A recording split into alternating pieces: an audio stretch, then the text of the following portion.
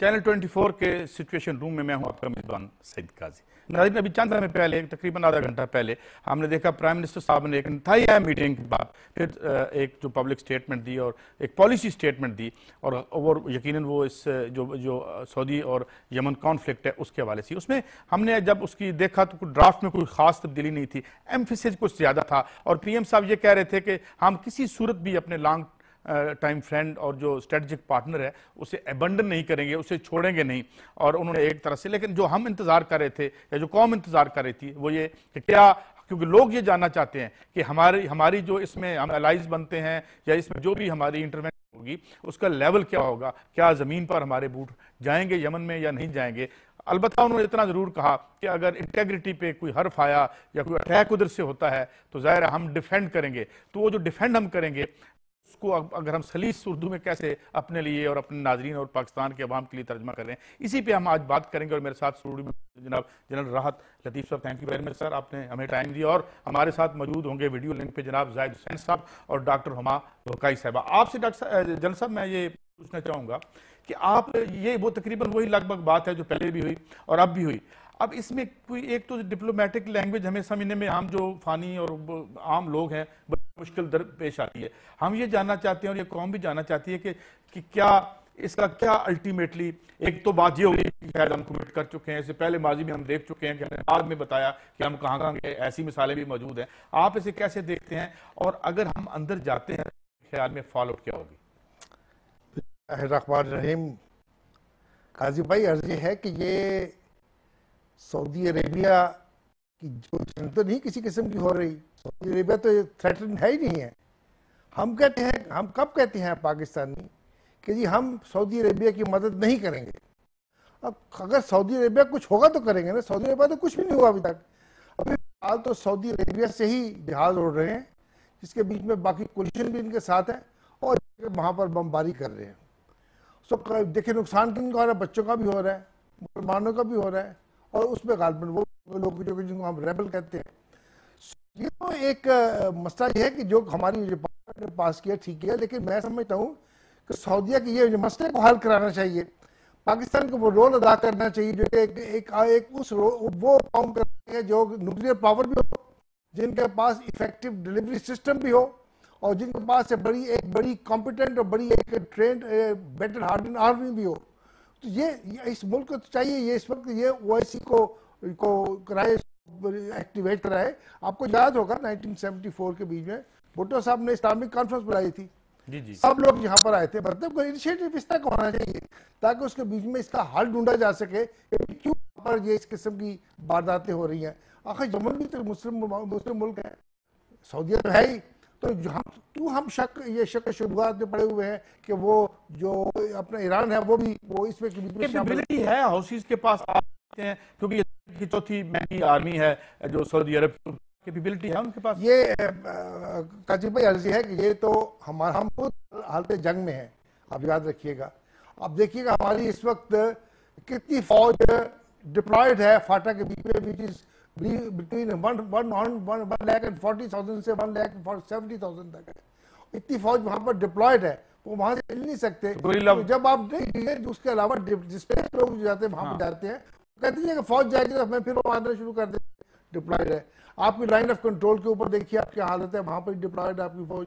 Eastern border के ऊपर है जो वर्किंग बाउंड्री है वहां पर भी, और अभी थोड़ी सी फौज है जो आपके पास कंटोनमेंट के बीच में बैठी हुई है। और जो क्या है वो अभी 3 दफा आप याद रखिएगा, 3 दफा फाटा के बीच में हमारी जो फौज के तमाम हिस्से जो है 3 दफा वहां पे चेंज ओवर हो चुके हैं। तो ये बात है कि हम तो खुद हालत जंग में है। क्या हम ये इस वक्त यहाँ से अपनी जगह से कितनी हम फोर्स यहाँ से निकाल सकते हैं? फर्ज किया हमने कोई चीफ ने फैसला किया कि जी यहाँ से कोई कम से कम एक ब्रिगेड की जो भिजवा दिया जाए, ब्रिगेड भेजेंगे आप, ब्रिगेड इन्वॉल्व हो जाए वहां पर, फिर आप कहाँ से रीइंफोर्समेंट कहाँ से भेजेंगे? आप रीइंफोर्समेंट अगर किसी जगह से निकालेंगे फिर आप भेजेंगे, अगर वो इन्वॉल्व होंगे अपनी ट्रुप से इन्वॉल्व होंगे। हम कहें जरूर करेंगे जी, सऊदी अरेबिया एक बड़ा अच्छा हमारा करीबी मुल्क है, इसमें कोई शक ही नहीं है। लेकिन हम चाहते हैं कि ये सऊदी अरेबिया को भी जरूर अप्रिशिएट करेंगे कि हम भी किस तरीके से इन्वॉल्व हैं अपनी जंग के बीच में यहाँ पर। और देखिए आप किस तरह से बातें होती है, हमारी इंटरनल प्रॉब्लम है बहुत ज्यादा पड़ी हुई। जी जी इंटरनली हमारे लोग जो है यहाँ पर, जो फाटा के इलाके में देख लीजिए, इसमें KPK में देख लीजिए, पंजाब में भी देख लीजिए, थोड़ा है कराची में देख लीजिए। कराची में अमन आप पाना शुरू हुआ जब से कि रेंजर्स ने उधर से इफेक्टिव अग्रेसिव काम करना शुरू किया। सो मेरा कहने का मतलब यह है कि ये हमें ये ख्याल रखना चाहिए कि हमने किसी तरीके में भी, हमारी पार्लियामेंट भी किसी वजह से ये नहीं कहा कि हम नहीं करेंगे, हम करेंगे, जरूर करेंगे, पर सऊदी अरेबिया के ऊपर तो कोई किसी किस्म का एग्रेशन और अटैक नहीं। बात को आगे बढ़ाते हैं जनरल साहब। अब जाहिद हुसैन साहब, आपने सुना जनरल साहब को, मैं पहले तो ये चाहूंगा कि आप ये जो आज स्टेटमेंट थी PM साहब की, इसमें क्या फर्क है पहले जो हमें करारदाद आई उसमें और, लेकिन इसमें मुझे जो लगा, जो मैंने जल्दी में देखा, शायद आपने यकीनन मुझसे बेहतर देखा होगा, कोई फर्क नहीं है। लेकिन इसको आप इंटरप्रेट कैसे करते हैं, क्योंकि एक कंफ्यूजन जरूर प्रिवेल करता है आम आदमी की नजरों में जब आप क्लियर स्टैंस नहीं लेते। क्या कहेंगे आप? देखिए, एक बात तो साफ है कि इसमें काफी फर्क है। जो कि रेजोल्यूशन पास हुआ था पार्लियामेंट के अंदर, उसमें एक बात अल्फाज में ये कहा गया था कि पाकिस्तान यमन के कॉन्फ्लिक्ट में कोई पार्टी नहीं बनेगा। ये बहुत साफ अल्फाज में ये बात थी। लेकिन आज वज़ीर आज़म साहब के बयान से साफ जाहिर होता था कि पाकिस्तान इसमें फरीक है। फरीक इस लिहाज से उसकी तमाम जो है वो सऊदी अरेबिया की तरफ उसकी हमदर्दी शामिल है। दूसरी एक और बात भी है, देखें कि इसमें जो है उन्होंने वाज़े अल्फाज में कहा है कि हम वो जो है जो हुकूमत है वहाँ की, हादी की, प्रेसिडेंट हादी की हुकूमत है, वो तस्लीम करते हैं और उसके रिस्टोरेशन जो है वो ये चीज़ जो है वो वहाँ का मामला ख़त्म नहीं होगा। इससे पहले जो है रेजोल्यूशन में कोई इस किस्म की बात नहीं की गई थी, ना ही इस बात की गई थी कि कौन सी वहाँ पे लेजिटिमेट हुकूमत है, कौन सी नहीं है। उस पर सारा जोर रेजोल्यूशन में इस बात पे था कि ये जो है बातचीत के जरिए एक मफाहमत की फिजा कायम की जाए और इस मसले को हल किया जाए। जब आप ये कहते हैं कि जो है पाकिस्तान इस बात की तायीद करती है, जो कि सऊदी पोजीशन है, कि जो है जब तक वहाँ का मसले का हल नहीं हो सकता है, जब तक कि सदर हादी की हुकूमत वहाँ पे दोबारा रिस्टोर नहीं हो, मैं समझता हूँ कि ये उसमें तब्दीली नजर आती है। दूसरी बात, ये बात सही है कि जो है ये बात को रिट्रेट किया है कि अगर सऊदी अरेबिया को खतरा होता है तो पाकिस्तान उसकी पूरी तरह मदद करेगा। यही बात आती है कि इसकी जरूरत क्यों पेश आई है दोबारा इस चीज को रिट्रेट करने के लिए, क्योंकि जो है ये है कि अगर ये करार में भी बात आई थी कि अगर उसको खतरा पहुंचता है, लेकिन अभी कोई इस किस्म का खतरा है ही नहीं। अगर देखा जाए तो इस वक्त सऊदी अरेबिया की इंटीग्रिटी को कहाँ से खतरा पैदा हुआ है? उसकी तो है वो सिर्फ अगर है कहीं पे तो उसकी एक मुदाखलत की वजह से चीजें और खराब हुई हैं। तो मैं समझता हूं कि इस किस्म की तौज़ी जो है, या तो आपको यही बयान देना चाहिए था जबकि वहां पे जब डिबेट हो रही थी और डिबेट वाइंड अप हो रही थी, उस वक्त तो हुकूमत की तरफ से किसी ने जो है इसको डिबेट को वाइंड अप नहीं किया। वो बहुत ही अच्छी सूरत हाल बन के आई थी कि इतनी बड़ी डिबेट हुई है, लेकिन हुकूमत की तरफ से कोई वाज़े मौक़िफ़ वहां पे नहीं आया था। देखिए, रेजोल्यूशन जो है वो पार्टी एक हद तक पार्लियामेंट की तरफ से तो आती है, लेकिन उसका वो जो हुकूमत की पॉलिसी का जो है वो सब्स्टिट्यूट नहीं हो सकती है। हुकूमत की पॉलिसी जो है हुकूमत बनाती है, पार्लियामेंट में नहीं बनती है। अब यही तजाद आपके सामने खड़ा होगा कि जो है, क्योंकि बहुत सारी चीजें ऐसी हैं जो कि हुकूमत को अब जो है कदम उठाने पड़ेंगे, क्योंकि अब इसका इंटरप्रिटेशन का मामला आ रहा है कि क्या सऊदी हुकूमत को वाकई खतरा है या नहीं है। दूसरी एक और बात है कमिटमेंट की, जहां तक फौजियों की है, मैं समझता हूं कि इसमें हुकूमत कवर अप कर रही है चीजों को। एक तो मुझे साफ लगता है कि एक हद तक उसकी कमिटमेंट मौजूद है सऊदी अरेबिया के साथ कि, और इसी वजह से हम देखते हैं कि 1000 फौजी आपके वहां मौजूद हैं इस वक्त सऊदी अरेबिया में। हालांकि ये कहा जा रहा है कि ट्रेनिंग में है, वो टेक्नीशियन में है, लेकिन बात ये है कि फौजी होती है। अगर जैसे अमेरिका की फौज इराक में अब कहा जाता है कि वो कुछ जो है ट्रेनिंग के काम अंजाम दे रहे हैं, लेकिन ये है कि आप ये जब फौज पे होती है तो खुद ब खुद आप जो है उस तनाज़े का एक हद तक हिस्सा बन जाते हैं। तो मेरे ख्याल ये हुकूमत को एक वाज़ेह पॉलिसी बनानी चाहिए। अभी तक बहुत ज्यादा इबाहम मौजूद है, अभी तक ये बात तो समझ में नहीं आती है कि जो है पार्लियामेंट की करारदाद वाकई जो है हुकूमत की पॉलिसी की अक्कासी करती है या नहीं करती है। अच्छा, ये डॉक्टर उमर बकाई साहब आपने सुना, ये बिल्कुल सही उन्होंने फरमाया कि ये पहले रेजोल्यूशन में बात नहीं थी, मगर जो ख्वाजा आसिफ साहब ने एक अंग्रेजी स्टेटमेंट पढ़ा था पार्लियामेंट में, उन्होंने ये बात की थी कि वो लेजिटिमेट गवर्नमेंट नहीं मानते, वो अग्रेसर हैं, जो हाउसीज हैं, हैं, लेकिन ये अब पीएम साहब ने भी ये बात कर दी और ये बात वहां ठीक कहा जायद साहब ने कि वहां नहीं थी, उस रेजोल्यूशन में नहीं थी। ये बताइए कि वहां तो एक अनरूली सा इलाका है, वहां पे अलकायदा भी है, उधर से अगर 4 किसी ने पटाखे इधर छोड़ दिए तो इसे इंटरप्रेट किया जा सकेगा कि इंटेग्रिटी को खतरा है। डॉक्टर साहब, मेरे ख्याल में डॉक्टर साहब से हमारा राब्ता मुनक़ता है, अभी हम दोबारा बात होती है तो डॉक्टर साहब जी, जनरल साहब मैं ये बात आपसे पूछना चाहूंगा कि एक तो वहां पे इस वक्त कोई सेंट्रल अथॉरिटी नहीं है, जंग जारी है, कभी ये थोड़ा सा इलाका ये ले लेते हैं, उनके गेंस का ज्यादा सुन रहे हैं हम जो बाकी हैं। अगर वहां से कुछ ऐसे कुछ 2-4 चीजें, फिर कल ये खबर भी आई थी कि 3 के करीब मेरे ख्याल में वो जख्मी हुए, तो can that be interpreted as a threat to the sovereignty और उसकी इंटेग्रिटी? काजी भाई अर्जी है कि ये देखिए, ये जो हुकूमत है, जो भी हुकूमत है वहाँ पे यमन में, उन्होंने तो कोई मदद पाकिस्तान से नहीं मांगी है। नहीं, अगर उन्होंने मदद पाकिस्तान से नहीं मांगी तो पाकिस्तान कैसे जा रहा है वहाँ पर उनकी मदद के लिए? अगर सिर्फ मदद के लिए जा रहा है, सऊदीया की मदद के लिए, तो सऊदीया पर तो किसी किस्म का हमला नहीं हुआ, ना हमले का खर्चा है, बल्कि इफेक्टिवली ये एयर रेड जो जारी हैं सऊदीया की तरफ से जा रही हैं और उनकी कोलिशन उसकी तरफ से जा रही हैं। अब याद रखिएगा, देखिए कोशिश होनी चाहिए, जिस तरह के कहा था ईरान ने कहा था जी होना, ये यहाँ पर अमन आना चाहिए, हम भी इसके हक में हैं।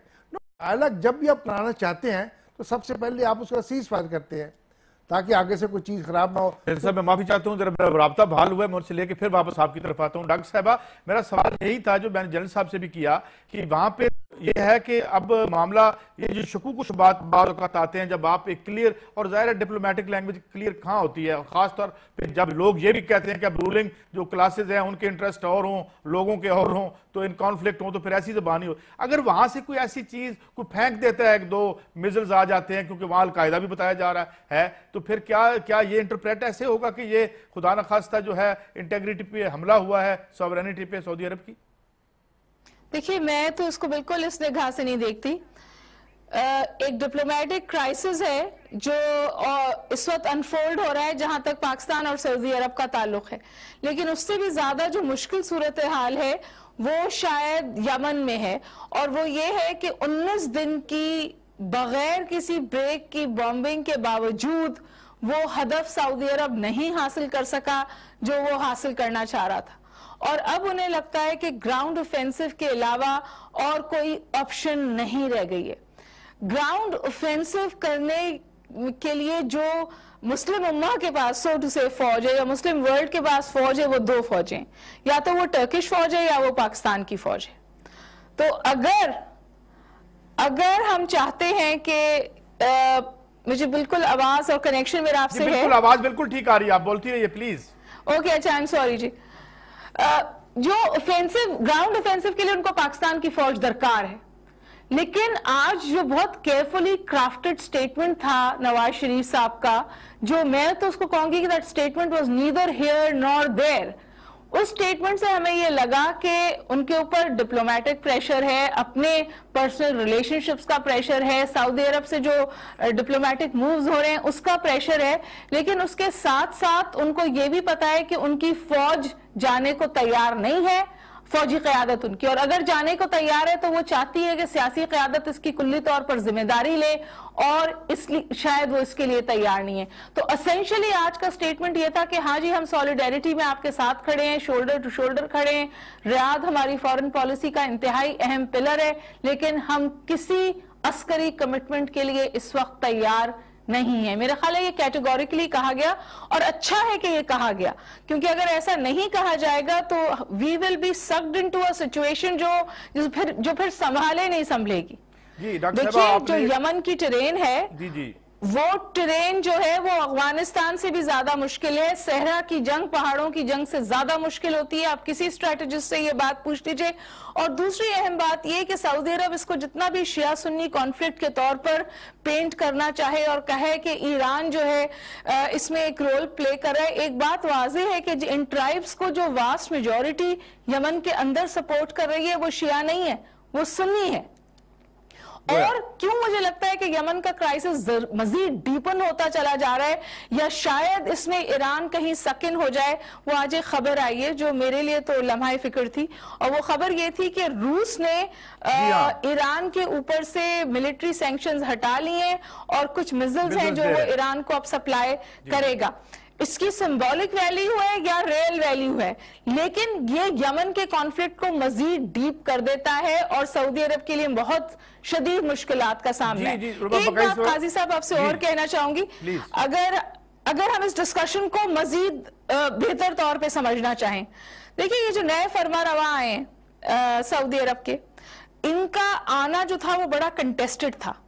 इनका पावर में आने के हवाले से वहां बहुत मुश्किलात, मसाइल और आप ये कह दें कि ऑपोजिशन थी। तो बहुत लोग कहते हैं कि अपनी बका के लिए, अपनी मोनार्कियल बका के लिए भी वो इस जंग में दाखिल हुए हैं। और जो अरब स्प्रिंग है ओवरऑल, उसने सऊदी अरब को बहुत स्केप्टिकल किया हुआ है। बड़ी अच्छी बात की आपने मुझे डॉक्टर साहब, बहुत सारे लोग हैं यहाँ पे, आपने बड़ी अहम बात की। अच्छा कमेंट करेंगे। आपने मुझे एक बात और कहने दे, एक बात और कहने दीजिए। मुझे ये बहुत इंटरेस्टिंग लगता है और मैं चाहूंगी कि फिर जनरल साहब भी कमेंट करें और जाहिद भी कमेंट करें, और वो ये कि यूनाइटेड स्टेट्स का क्या रोल है। यूनाइटेड स्टेट्स इस वक्त ईरान को धमकी भी दे रहा है और सऊदी अरब के साथ मिलकर यमन पे बॉम्बिंग भी कर रहा है, लेकिन उसका असल इंटरेस्ट इस इलाके में ऐसा लगता है कि वो सऊदी अरब को आइसोलेट भी कर रहा है। शार्प ब्रेक लेनी है डॉक्टर साहब, मुझे शार्प ब्रेक लेनी है। बड़ी इंटरेस्टिंग बात डॉक्टर उमा बकाई साहब ने कही कि ये जो कॉन्फ्लिक्ट है उनके मुताबिक ज्यादा इसकी वजूहात अंदर हैं, बाहर नहीं है। जैसे वो पावर स्ट्रगल की बात भी अखबारों में आई जब ये सक्सेशन का मामला था, और उसके अलावा अरब स्प्रिंग की बात की। आएंगे वापस और इस बात को आगे जारी रखेंगे और जनरल साहब से ये भी पूछेंगे कि अगर ये एस्केलेट करता है, इससे पहले 2-3 रियासतें वहां बिखर यानी वहां पे बर्बाद हैं, तो इसके क्या मिडिल ईस्ट पे असरात होंगे और खास तौर पर हम गरीबों पर क्या असरात होंगे, क्योंकि जो हम पर असरात हो रहे हैं वो तो शायद इतने मस्बत नहीं है जो हम करते रहे। हमारे साथ रहिए, आते हैं एक वक्फे के बाद।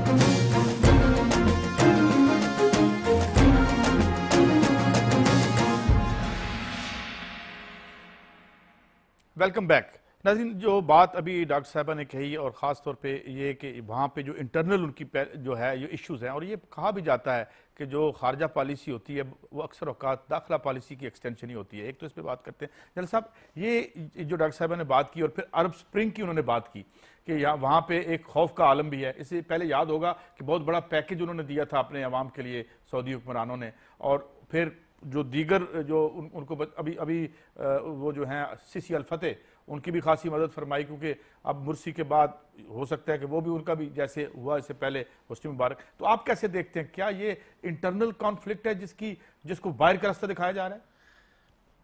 काजी भाई अर्जी है कि इंटरनल तो है। बात यह है कि जब हम बात करते हैं कि जी के ईस्ट पाकिस्तान के ऊपर हिंदुस्तान की 9 डिवीजन फौज ने हमला कर दिया और ईस्ट पाकिस्तान को बांग्लादेश बना दिया, हम गिला किससे करते हैं फिर?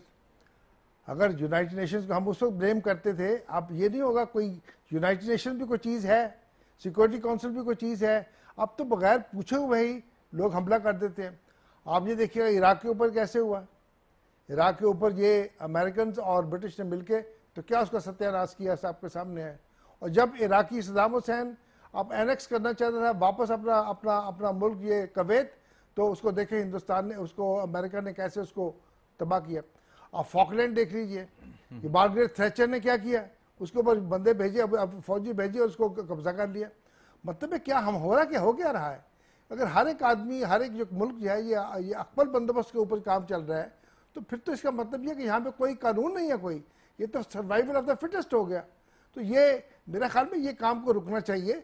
जब देखिए, याद रखें, जब हमने 1980 में और 1981 में और 1990 में भी हमने 2 दफ़ा यहाँ पे अफवाज भेजी ये सऊदी अरेबिया को, इस खतरे से कि जो अमेरिकन ने फैलाया था कि तुम्हारे ऊपर, क्योंकि वहाँ पर मूव करना चाहते थे वो सऊदी अरेबिया के अंदर, और उन्होंने ये फैलाया था कि देखो भैया बात यह है कि अगर तुमने यहाँ पर अपना कोई इंतज़ाम ना किया, कोई बंदोबस्त ना किया अपनी डिफेंस का, तो ये सद्दाम हुसैन तुम्हें खा जाएगा, हाँ जी। और वो आप बताइए मुझे 2 दफ़ा गए, 2 दफ़ा वहाँ पे अफवाज नहीं, काफ़ी अरसा नहीं, कोई जंग वहाँ पर हुई?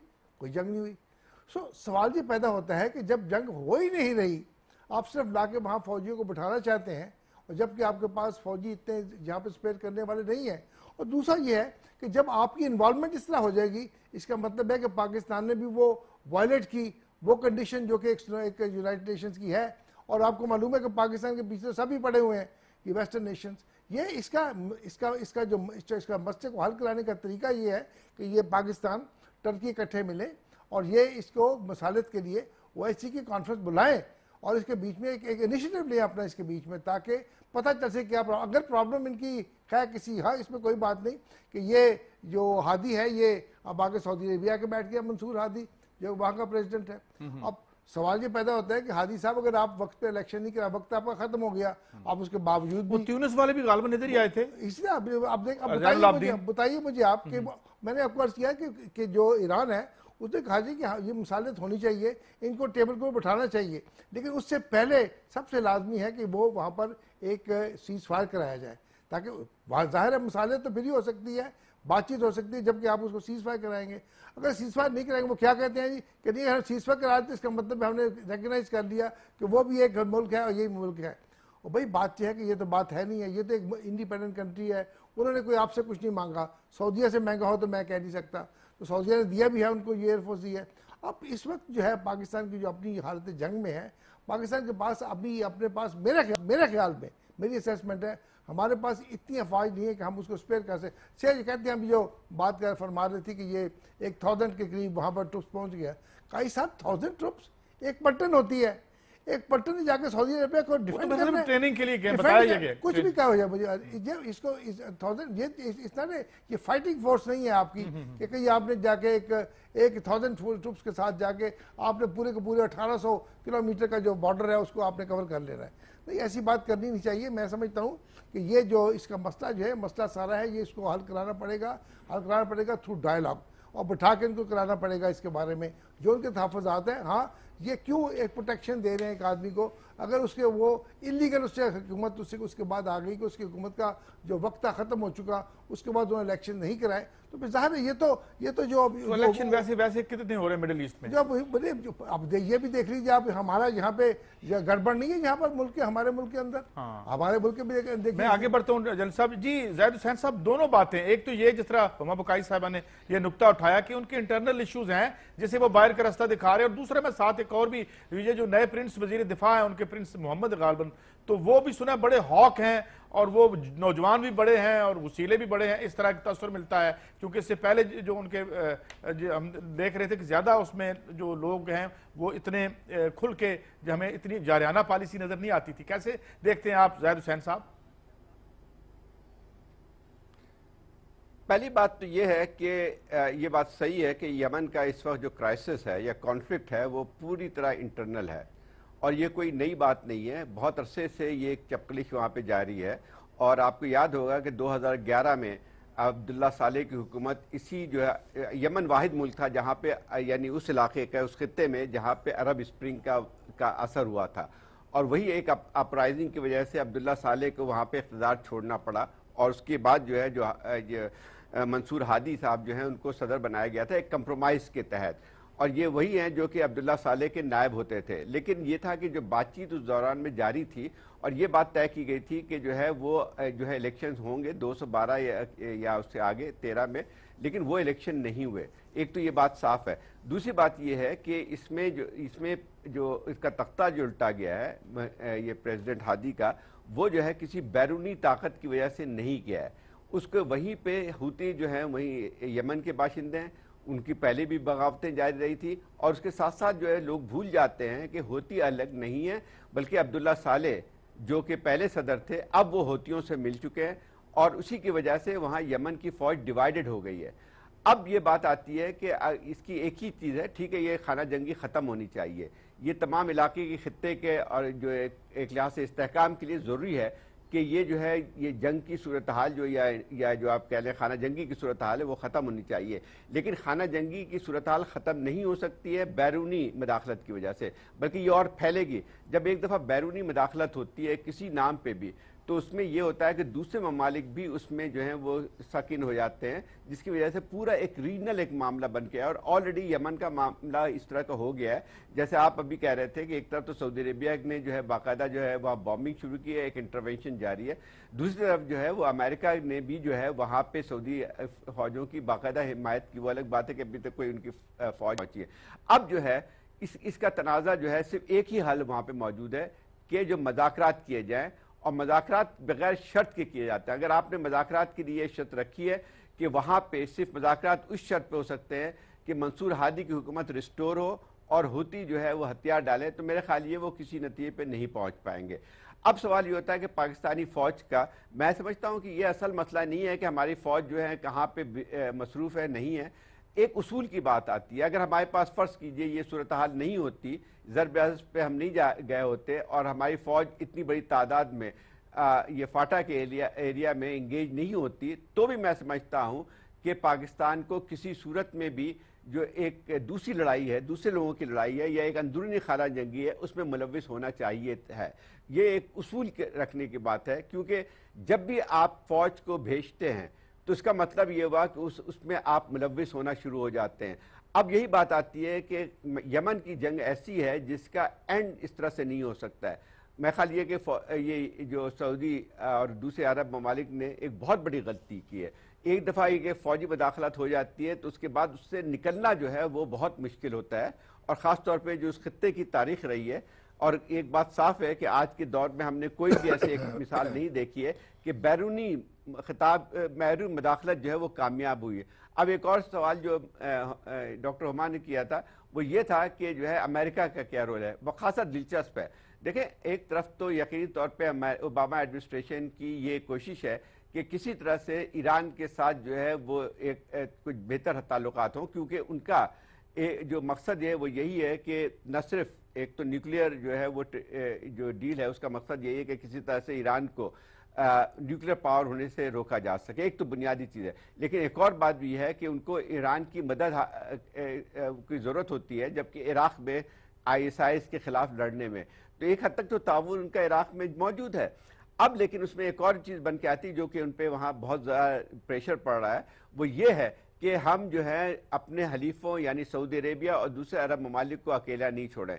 तो मेरा ख्याल ये कि एक बैलेंसिंग एक्ट है कि एक तरफ तो ईरान के साथ भी उनकी ज़रूरत है, जहाँ पे ज़रूरत है वहाँ पे उसके साथ ताउन हासिल करने की कोशिश करेंगे, दूसरी तरफ जो है वो इतनी इस सूरत हाल को जाने नहीं देंगे जहाँ के अरब ममालिक को खुद अपनी तौर पर ख़तरा हो। वो अलग बात यह कि अभी ईरान का इस तरह से जो है वो यमन में मुदाखलत नहीं है, यकीनी तौर पर एक इंटरेस्ट तो मौजूद है, और उसको सबसे बड़ा अरब मुल्कों को ख़तरा ये नज़र आता है कि भाई कि इराक़ में, सीरिया में और फिर लेबनान में जो एक हद तक जो है ईरान का असर नफूज है, तो वो जो है उनको समझते हैं कि लॉन्ग टर्म पे ये इसके लिए अरब ममालिक के लिए जो है वो ख़तरा है। तो एक लिहाज से एक काउंटरवेट की पॉलिसी इख्तियार की है कि एक जगह पे अगर हम ताउन करते हैं तो दूसरी तरफ जो है दूसरे फरीक को हम हिमायत करते हैं, ताकि जो है कोई जो एक बैलेंस ऑफ पावर जो है वहाँ पे उस खित्ते में बरकरार रहे। अच्छा, जाहिद हुसैन साहब ने जो बात की नाज़रीन वो ये है कि अगर जिस तरह जनरल साहब ने एक तो बात प्रैक्टिकली भी मजबूरी की आई कि हम कहाँ कहाँ जाएंगे और क्या क्या करेंगे, मगर एक असूली बात ये भी जो जाहिद हुसैन साहब ने नुक्ता उठाया वो ये कि इन हालात में जाना उनके तय जो है वो भी असूली तौर पर भी दुरुस्त नहीं है। एक ब्रेक का वक्त हुआ, ब्रेक से जब वापस आएंगे तो हुमा बुखारी साहबा से साथ गुफ्तगू को आगे बढ़ाते हुए ये पूछेंगे कि इफ़ गॉड फॉरबिड ये एस्केलेट होती है, ये यमन की कॉन्फ्लिक्ट मजीद आगे बढ़ती है और उसमें बाहर से भी मुदाखलत होती है, तो फिर मिडल ईस्ट का पहले जो नक्शा माशाल्लाह जिस कदर काबिल रश का हम देख ही रहे हैं, अभी दाइश है और स्टेट्स जो हैं वो फेलिंग स्टेट्स भी हम ऊपर तले देख रहे हैं, और साथ मूवमेंट्स बनने का भी एक बात जो उन्होंने खुद ही नुक्ता उठाया था। तो ये हालात कहाँ तक जा सकते हैं और हमें कितना केयरफुली इसमें कूदना चाहिए। आप रहिए हमारे साथ, वापस आते हैं छोटे से वक्फे के बाद।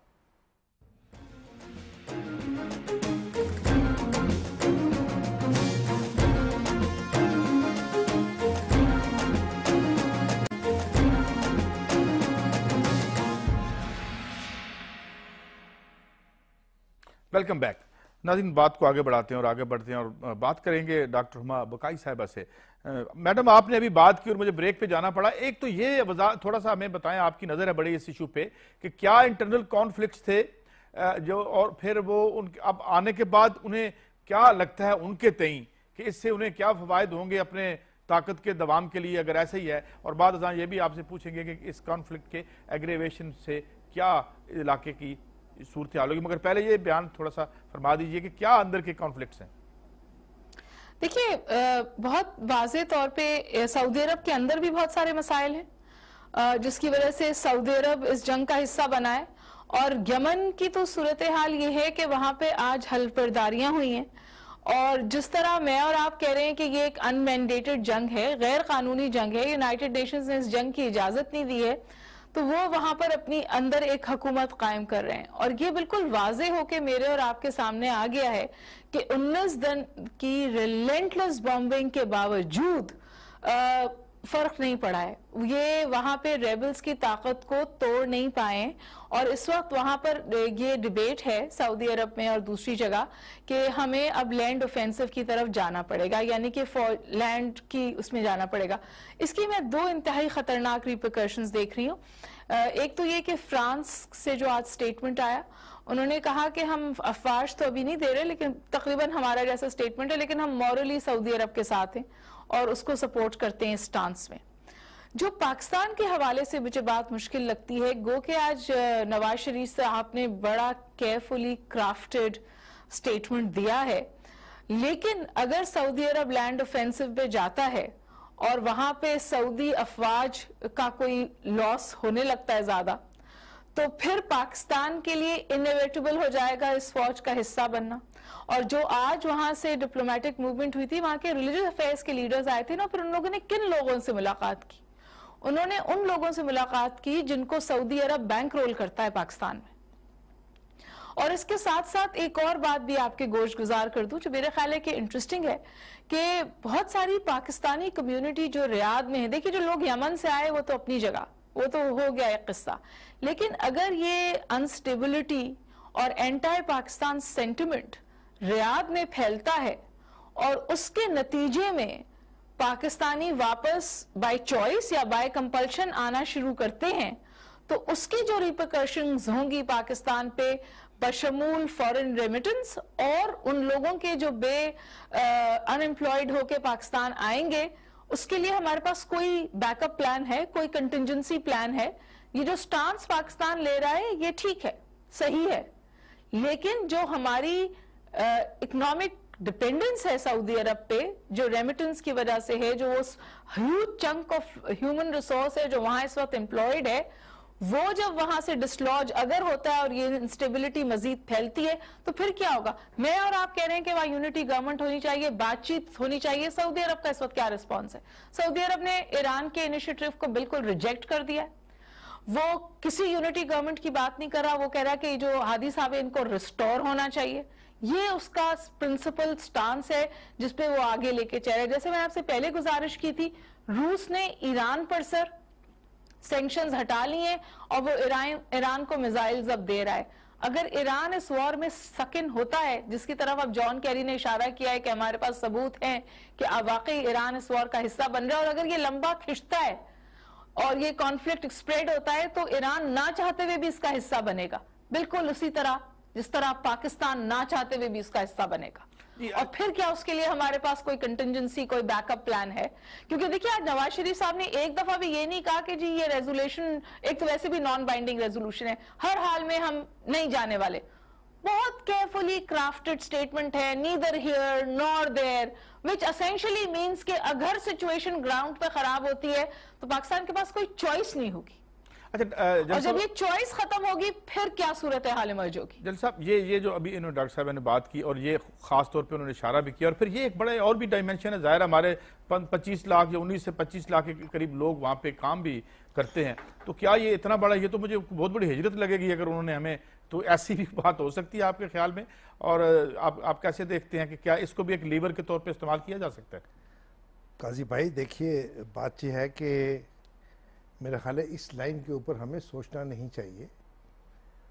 हम तो किसी हालत में नहीं कह रहे कि हम सऊदीया के साथ नहीं हैं, अभी तो जो स्टेटमेंट जो प्राइम मिनिस्टर ने दी है बड़ी स्ट्रांग स्टेटमेंट है, उनके हक में है। पहले सऊदी अरेबिया के बीच में कौन सा थ्रेट है? कोई थ्रेट तो हुआ ही नहीं है। आपको ये मालूम होगा कि जब अमेरिकन ने इस जगह पर शुरू से ही जब ये मसला शुरू हुआ यमन का और सऊदी अरेबिया का, उन्होंने कहा जी हम इस जंग में शामिल नहीं होंगे, हम सिर्फ आपको इंटेलिजेंस शेयरिंग देंगे, इंटेलिजेंस शेयरिंग करेंगे और दूसरे पर आपको लॉजिस्टिक सपोर्ट देंगे, लेकिन जंग में शामिल नहीं होंगे।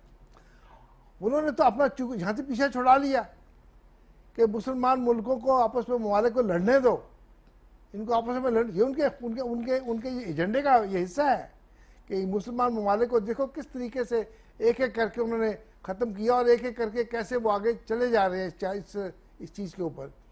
तो जब हमारी बात होती है तो हम क्यों बात ये करते हैं कि इसके बारे में कि ये कोई ये यहाँ पे जो वहाँ पे जो वर्क फोर्स है वहाँ पे वो निकाल देंगे उनको। आप ये देखिएगा कि वर्क फोर्स जो है वहाँ पे कोई मुफ्त की तनख्वाह नहीं वो देते, जाहिर है उनकी अपनी जरूरत है, वो उनकी जरूरत है और उनको वो सर्विसेज का उसका देते हैं, जो सर्विस देते हैं वो उसका उनको वो तो सोसाइटी पैरालाइज हो जाएगी, पैरालाइज हो जाएगी, उनकी अपना खत्म हो जाएगा मामला। तो पाकिस्तान देखिए, पाकिस्तान ने किसी हालत में नहीं कहा कि हम सऊदीया के साथ नहीं है। पाकिस्तान को बल्कि भरपूर हर एक आदमी, आप भी कहेंगे, मैं भी कहूंगा, ये सब लोग यहाँ बैठे हुए कहेंगे कि हम सबसे पहले सऊदी अरेबिया जाते हैं क्योंकि ऐसा मसला होगा, तो अगर कोई थ्रेट होगी तो कोई थ्रेट होगी। थ्रेट वहां पे है कोई नहीं है, किसी किस्म का थ्रेट आया नहीं वहां पर। और आप पहले जाके इतनी फौज का आप वहां पे इकट्ठी कर दें, फौज को इकट्ठे करने से पहले मेरे ख्याल है हमें भी मालूम होना चाहिए कि हमारी फौज कहाँ कहाँ पर ये स्प्रेड आउट है, कहाँ पर डिप्लॉयड है, कहाँ पे ये फाइटिंग जारी है और क्या क्या और थ्रेट्स हमारे मुल्क के अंदर है। आप उसको बगैर सोचे हुए, पहले जो था थ्रेट कोई पाकिस्तान के अंदर नहीं था, जब 80 में हुआ या 90 में हुआ तो कोई पाकिस्तान के अंदर नहीं था, थ्रेट नहीं था, तो आपने अफवाज को उठा के तो आपने हम तो वैसे माजी में थ्रेट घेर गार के घर ही ले आते हैं अपने, इस तरह से करते रहे। वक्त खत्म हो रहा है और मैं चाहता हूँ क्विक कमेंट्स हो जाए, हमारे एक और राउंड हो जाए। जाहिद हुसैन साहब, आप ये बताइए कि अगर ये मुश्किल होता है, हम सवाल आमतौर पे नहीं करते, 4C क्या करते हैं? यूं तो हमें आदत है to travel from one crisis to another, इसको यहाँ इंटैक्ट रख के पहले क्राइसिस को, इस क्राइसिस से हम ये डिप्लोमेटिक रो भी पैदा हो रही है, इंटरनल क्राइसिस भी, आपको किधर जाता नजर आता है? देखिए, मुझे कोई नज़र नहीं आता है कि ये जो है कोई डिप्लोमेटिक हल इसका नज़र होगा और ये जंग ज़रा फैलेगी। और अभी जो आप बता रहे हैं कि जो है यहाँ पे फ्रांस की तरफ से जो बयान है, अमेरिका की भी एक हद तक वहाँ पे मुदाखलत भी जारी है, तो इसमें मुझे लगता नहीं है कि जो है कोई सूरत हाल बेहतर होगी। दूसरी एक और बात भी, जो सबसे ख़तरनाक बात यह है कि अगर कल सऊदी अरब जो है वहाँ पे लैंड फोर्सेस जो है वह भेजती है यमन में, अपने कमिट करती है, तो उसके असरात क्या होंगे? क्या हम फिर जो है फिर हमारे पास ये वो उनके पास हमारे पास जवाब नहीं होगा, जो कि हमारी पोजीशन अब तक रही है कि सऊदी अरेबिया को खतरा हो, तो वो तो फिर ये समझा जाएगा कि सऊदी अरेबिया को खतरा हो गया है। तो अब उस सिलसिले में जब एक दफ़ा ग्राउंड फोर्सेस वहाँ चली जाएंगी सऊदी अरेबिया की, तो पाकिस्तान खुद ब खुद जो है उस जंग का एक हिस्सा बन जाएगी, जो कि बहुत खतरनाक है। तीसरी बात जो है, जो बहुत बुनियादी तौर पर जो मैं 2-3 देख रहा था, वो ये है कि चंद मजहबी जमातों ने बाकायदा कैंपेन यहाँ पे आज बयानात आए हैं कि जो है हमें सऊदी अरेबिया की हिमायत की जाए, तो वो बहुत ही खतरनाक सूरत हाल हमारे लिए बनेगी। वक्त खत्म हो रहा है और क्विक कमेंट जी। डॉक्टर साहिबा, ये जो बात की इन्होंने बड़ी इंपॉर्टेंट कि ये अगर वो खुद चले जाते हैं अंदर तो फिर हमारे पास क्या जवाब होगा? फिर रिटेलिएशन भी होगी, फिर तो जाहिर है वो दोनों तरफ से, अतराफ से, तो फिर क्या मामला होगा हमारे लिए अगर खुदा न खास्ता ये होता है? जी डॉक्टर साहिबा। जी मुझसे सवाल किया आपने? यस जी, मैं आपसे पूछ रहा हूं कि जिस तरह अभी जाहिद हुसैन साहब मेरा ख्याल है जो बात जाहिद ने कही है वो इंतहाई इंपॉर्टेंट है, क्योंकि अगर आप मौलाना फजलुर रहमान साहब का स्टेटमेंट देखें, उसमें हमें कल और आज में ही तब्दीली नजर आ गई है। कल उन्होंने रेजोल्यूशन को सपोर्ट किया था, आज बाहर आके जब उन्होंने और जगह बात की तो हमें एक वाज़ेह डिफरेंस नजर आया और उन्होंने कहा कि हमें सऊदी अरब के साथ चलना चाहिए।